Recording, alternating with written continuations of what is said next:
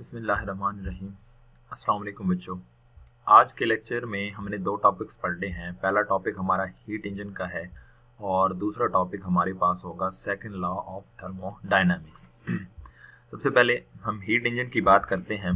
तो अगर आपको याद हो तो हमने जब ये चैप्टर शुरू किया था तो हमने कहा था हम फिजिक्स की वो ब्रांच पढ़ने वाले हैं जिसमें हम हीट को स्टडी करेंगे एंड देन हीट एनर्जी को मैकेनिकल एनर्जी में कन्वर्ट करेंगे। तो अब हमने हीट एनर्जी के कंसेप्ट को तो समझ लिया। अब हीट एनर्जी से मैकेनिकल एनर्जी कैसे हासिल करते हैं, एक डिवाइस की मदद से हासिल करते हैं जिसको हम हीट इंजन का नाम देते हैं।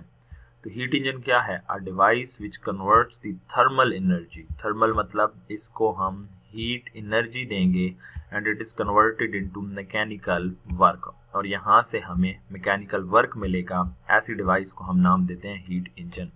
So a device which converts the thermal energy into mechanical work is called the heat engine।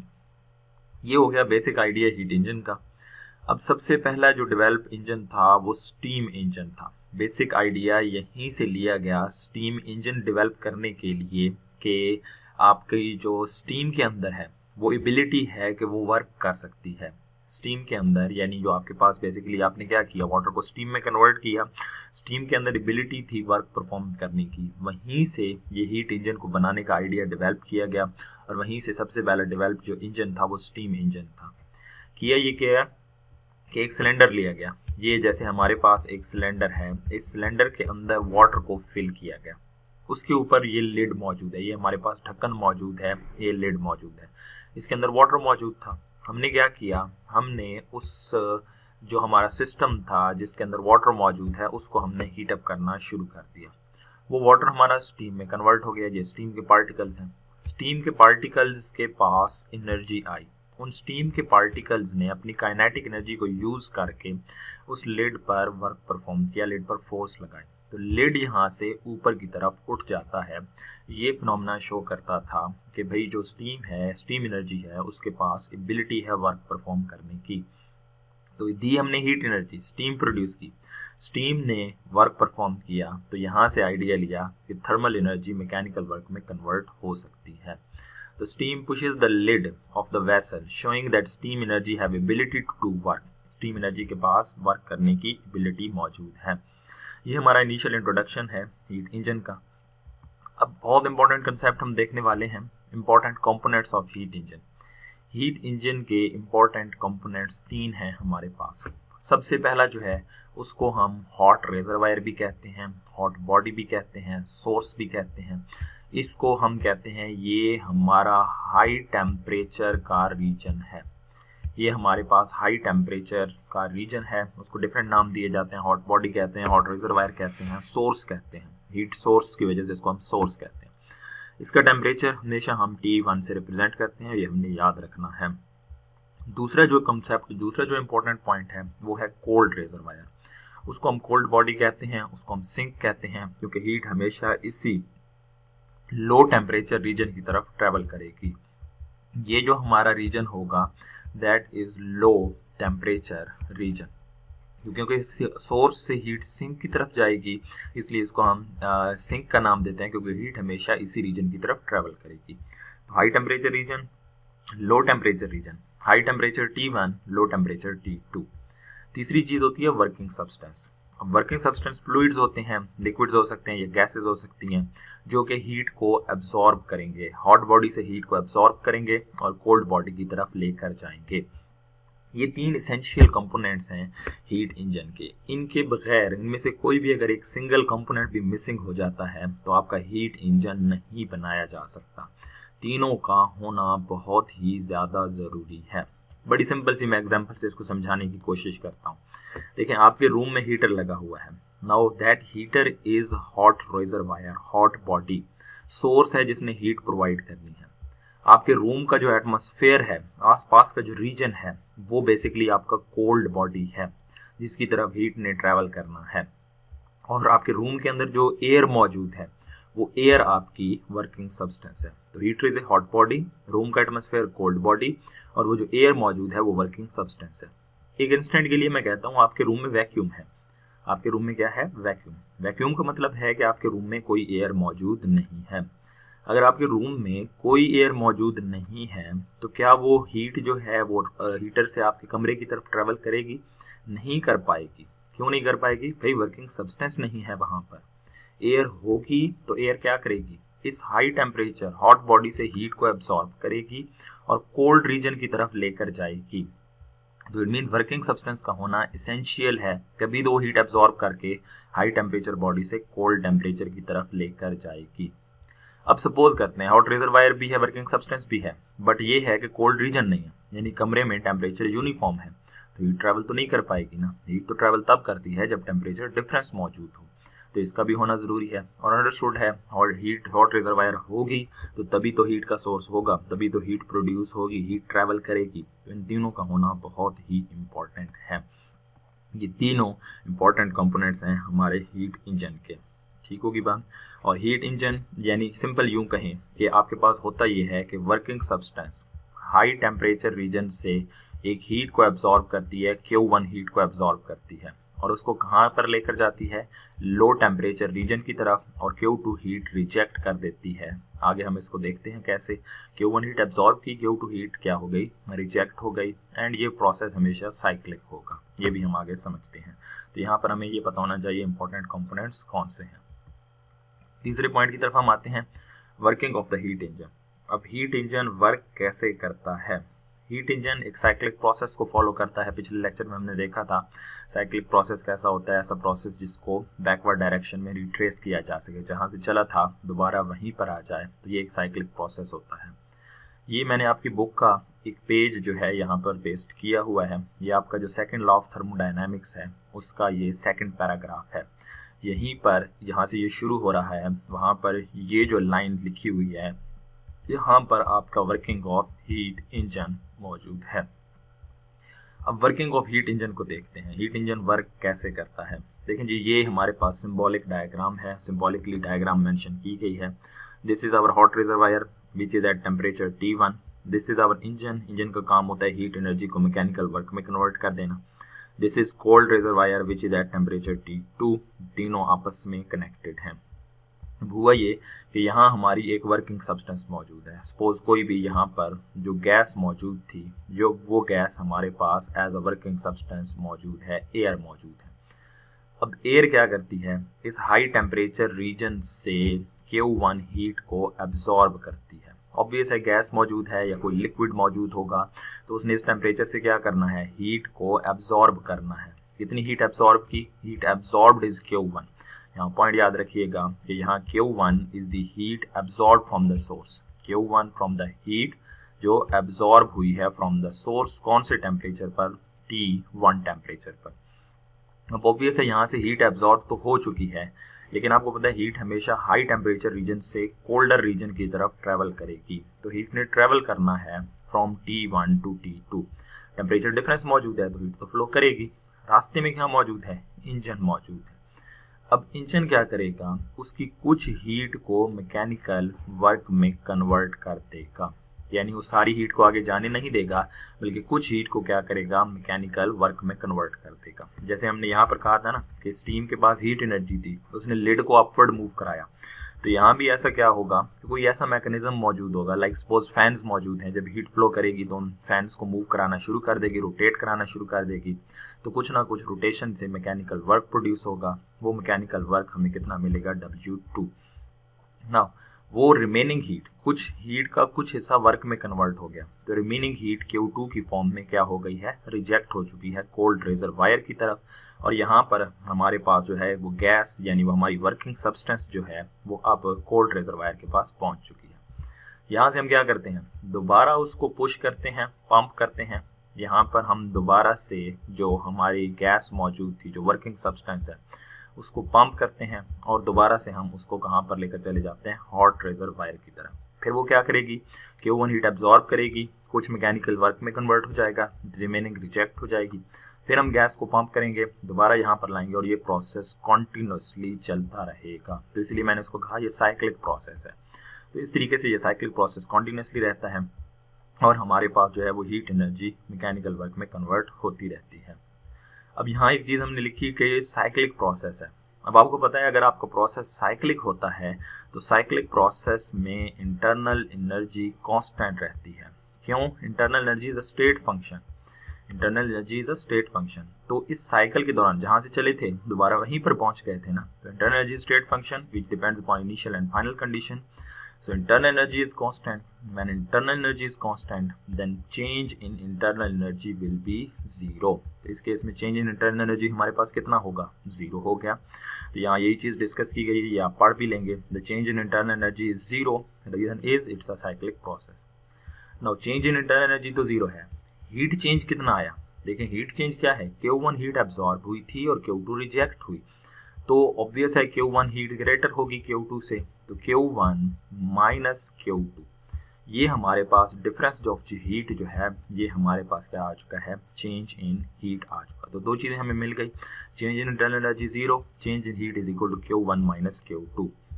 अब यहाँ अगर हम देखें तो फर्स्ट लॉ ऑफ थर्मोडायनेमिक्स को डिस्कस किया गया। अब आपको याद हो तो फर्स्ट लॉ ऑफ थर्मोडायनेमिक्स था, अगर मैं इसको प्रॉपरली लिखूं तो वो यूं था, Q is equal to W plus del U. Q is equal to W plus del U. Now what is del U?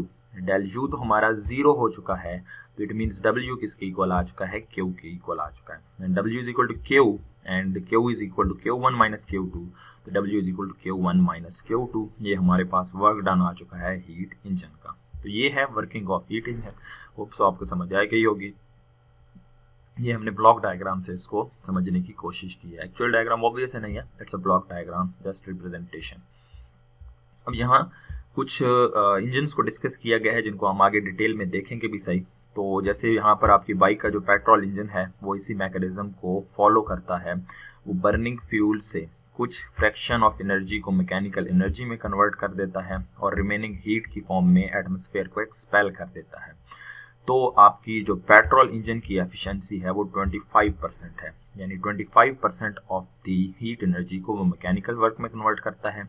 और डीजल इंजन जो है वो 35 to 40% हीट एनर्जी को वर्क में कन्वर्ट करता है। तो ये चंद एग्जांपल्स आपके पास मौजूद हैं ये एक्चुअल प्रैक्टिकल इंजन्स की। तो ये है हमारे पास जो हीट इंजन का कंसेप्ट, डेफिनेशन क्या है, कैसे डेवलप हुआ, कौन से आइडिया पर बेस्ड है, इंपॉर्टेंट कंपोनेंट्स क्या हैं, ये लाजमी याद होने चाहिए, ये क्यों होना ज़रूरी है, और इसकी वर्किंग हमने यहाँ पर देख ली। तो ये हमारे पास बेसिकली एक क्वेश्चन कंप्लीट हुआ हीट इंजन का। पॉसिबल लॉन्ग बन सकता है बट इतना एज सच इम्पॉर्टेंट नहीं है लॉन्ग के पॉइंट ऑफ व्यू से। हमें इसका कंसेप्ट लाजमी याद होना चाहिए क्योंकि अगला हमारा एक topic Carnot engine, most important engine है, उसको समझने के लिए इसका कंसेप्ट बहुत ज़रूरी है। नेक्स्ट हमारे पास सेकेंड लॉ ऑफ थर्मोडायनामिक्स है। कुछ पॉइंट्स रह गए थे सेकेंड लॉ ऑफ थर्मोडायनामिक्स के, जो हमने जो इसका एक पार्ट तो यहाँ पर देख लिया ना, इसी का एक पैराग्राफ, तो बकिया ये दो पैराग्राफ हैं जो हम मजीद यहाँ पर डिस्कस कर लेते हैं। अब सेकेंड लॉ ऑफ थर्मोडायनामिक्स क्या है? देखिए जी, फर्स्ट लॉ ऑफ थर्मोडायनामिक्स में हमने बताया that heat energy can be converted into equivalent amount of work but it is silent about the condition under which conversion take place. First law के बारे में भी मैंने जब बात की थी तो मैंने आपको बताया था कि हीट एनर्जी मैकेनिकल वर्क में कन्वर्ट हो सकती है, फर्स्ट लॉ बता रहा है, लेकिन कैसे होगी उसके बारे में ये मुकम्मल तौर पर खामोश था, उसने कोई इन्फॉर्मेशन नहीं दी। तो सेकेंड लॉ ऑफ थर्मोडायनामिक्स हमें बताता है कि हीट एनर्जी वर्क में कन्वर्ट हो सकती है, तो कैसे हो सकती है, एंड फ्लो ऑफ हीट की डायरेक्शन भी हमें बताता है। तो सेकेंड लॉ ऑफ थर्मोडायनामिक्स हमें बताता है कि हीट एनर्जी मैकेनिकल वर्क में कैसे कन्वर्ट होगी। ये देखें तो ये बेसिकली एक कॉन्सिक्वेंसेज ऑफ, एक result of second law of thermodynamics जो हमने यहाँ पर डिस्कस किया। तो इसी ने हमें बताया था कि हीट एनर्जी वर्क में कैसे कन्वर्ट हो सकती है। ये आइडिया बेसिकली सेकेंड लॉ का है, आप यहाँ से ये याद रखिएगा। नेक्स्ट, अब सेकेंड लॉ की अगर हम स्टेटमेंट्स देखें तो सेकेंड लॉ है based on observations. Second law की कोई प्रॉपर डेफिनेशन या प्रॉपर कंसेप्ट नहीं है, it is based on observations. दो ऑब्जर्वेशंस हैं, ठीक हुई बात, जिसमें हमारे कोर्स में एक ऑब्जर्वेशन है जो है lord Kelvin statement. Lord Kelvin एक साइंटिस्ट था, उसकी ऑब्जर्वेशन यहाँ पर मौजूद है।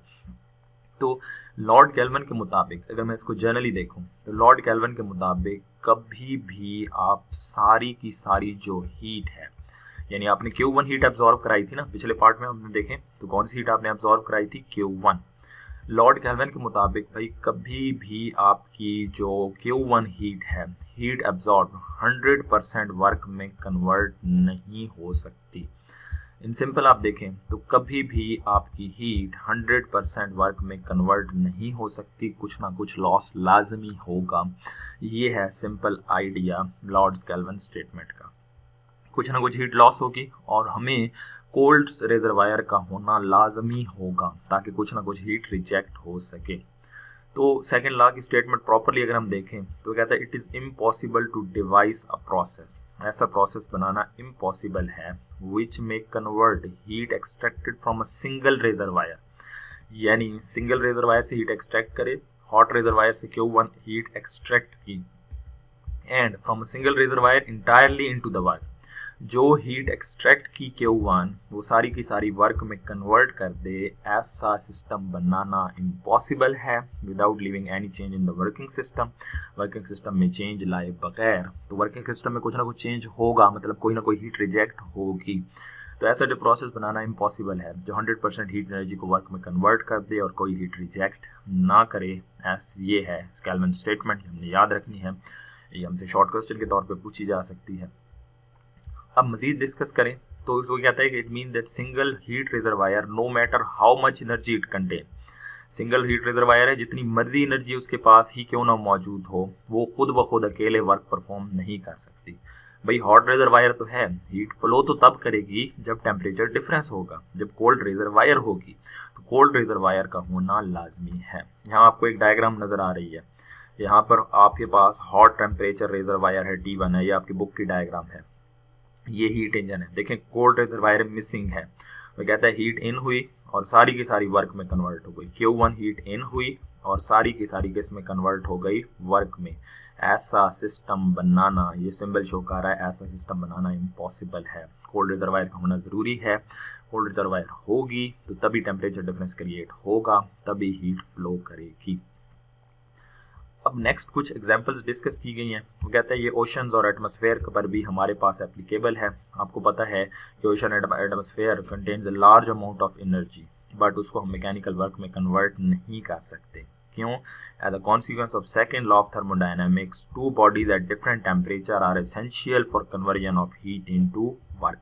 देखें आपके पास समंदर पर कॉन्टिन्यूसली सूरज की लाइट और सूरज की रोशनी पड़ती रहती है, वो हीट एनर्जी को एब्जॉर्ब करता रहता है, सूरज की हीट एनर्जी को एब्जॉर्ब करता रहता है, बट उस एनर्जी को हम वर्क में कन्वर्ट नहीं कर सकते। क्यों भाई? हमारे पास कोई जो है वो कोल्ड रिजर्वायर उसके कंपैरिजन में मौजूद नहीं है जिसकी तरफ हम हीट को फ्लो करा सकें।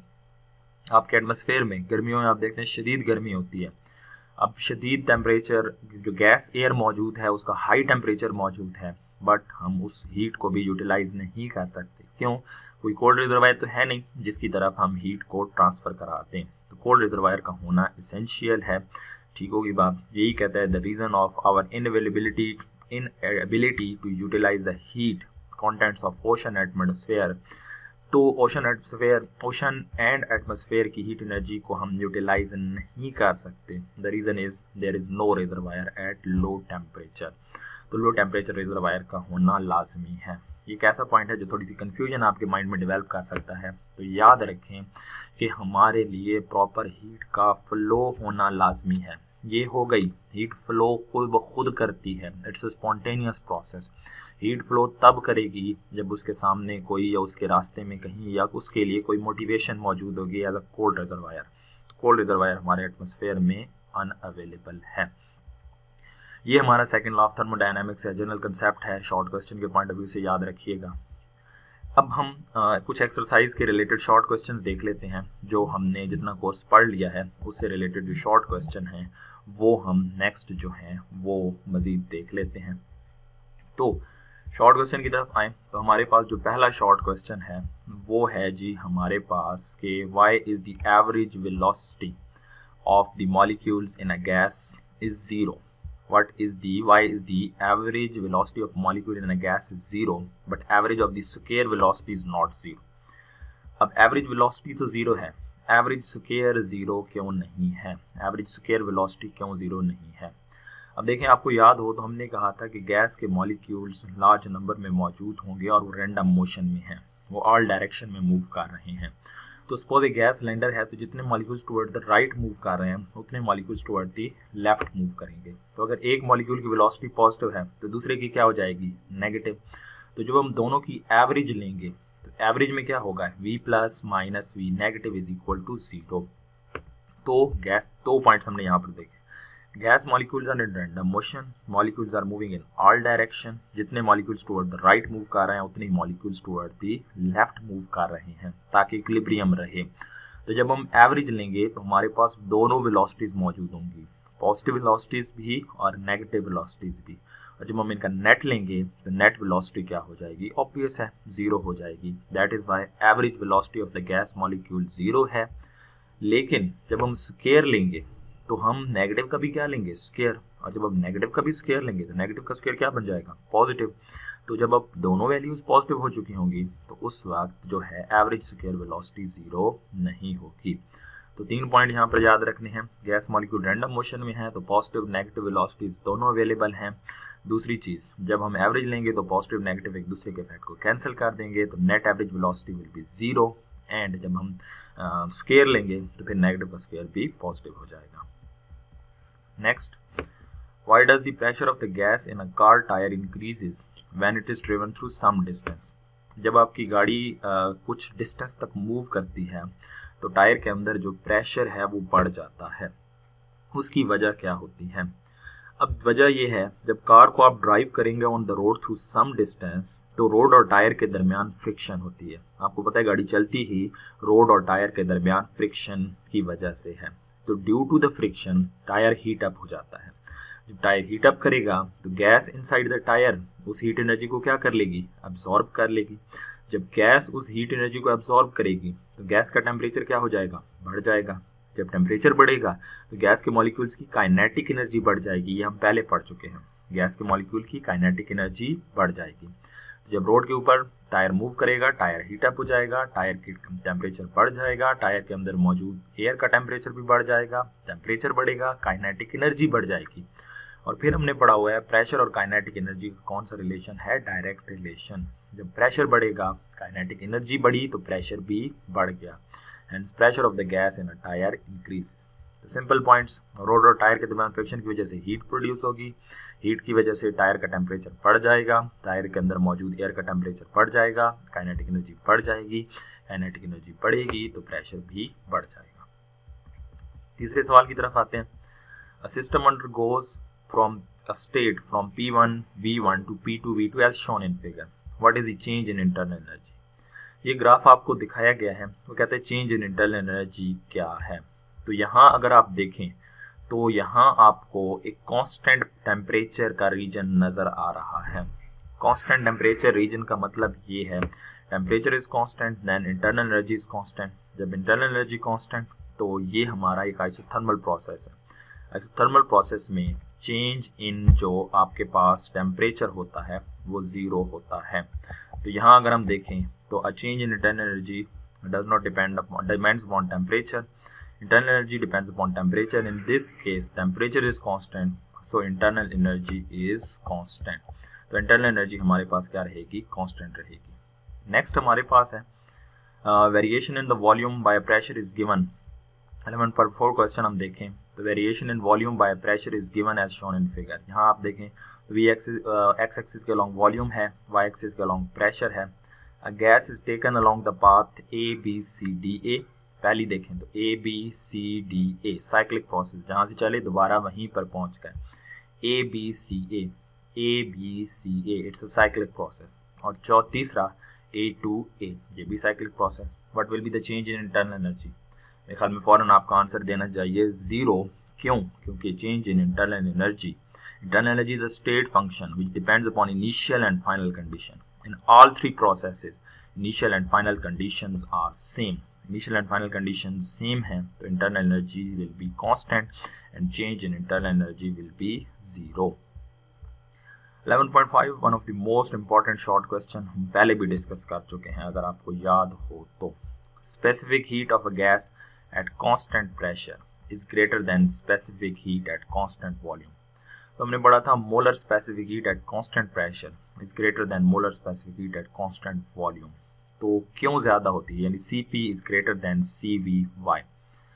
अब यहाँ पर अगर हम देखें तो अगर हम Cv की पहले बात करते हैं, Cv में आपको याद हो तो when gas is heated eight constant volume heat supply only increases the internal energy. Heat supply internal energy को क्या कर देती है, बढ़ा देती है, लेकिन पिस्टन फिक्स होता है तो वर्क डन क्या होगा, जीरो होगा।